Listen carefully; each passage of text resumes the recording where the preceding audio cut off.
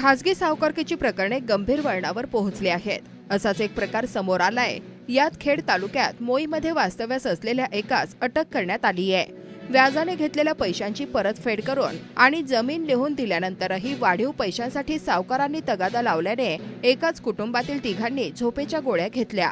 वडिलांनी मुलाचा गळा दाबून खून केल्यानंतर दाम्पत्याने स्वतःला संपवण्याचा प्रयत्न केला। यात महिलेचा मृत्यू झाला। ही घटना चिखली येथे घडली।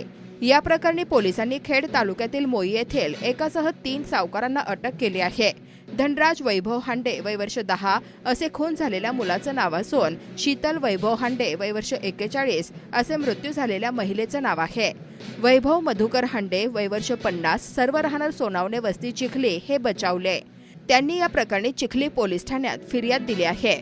त्यानुसार संतोष पांडुरंग कदम वय वर्ष 48 राहणार ताथवडे, संतोष दत्तात्रय पवार वय वर्ष 49 राहणार कुदळवाडी चिखली आणि जावेद मेहबूब शेख वय वर्ष 36 राहणार मोई तालुका खेड यांना अटक केली आहे। वैभव यांच्या विरोधात मुलाच्या खून प्रकरणी गुन्हा दाखल करण्यात आलाय। हांडे यांनी व्यवसायासाठी कदमकडून 6 लाख, पवारकडून 2 लाख रुपये 10% दरमहा व्याजाने घेतले होते। शेख याच्याकडून 4 लाख रुपये व्याजाने घेतले होते। हांडे यांनी कदमला रकमेची परतफेड म्हणून 9,50,000 रुपये दिले। तसेच 1 एकर जमीनही लिहून दिली होती। पवारला व्याजाचे दरमहा 20,000 रुपये देऊन 20 गुंठे जमीन लिहून दिली होती। त्यानंतरही पवारने 14 लाख रुपये दिल्याशिवाय जमीन परत देणार नाही असे सांगितले। शेख यालाही कर्जापोटी व्याज म्हणून 4,50,000 रुपये दिले।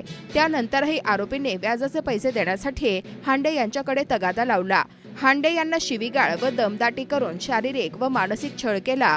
सावकारांच्या या त्रासाला कंटाळून या कुटुंबाने झोपेच्या गोळ्या खाल्ल्या। हांडे यांनी मुलगा धनराजचा गळा दाबून खून केला। त्यानंतर पती पत्नीने टोकाचे पाऊल उचलले। त्यात शीतल यांचा मृत्यू झाला। या घटनेची माहिती मिळताच चिखली पोलीस घटनास्थळी दाखल झाले।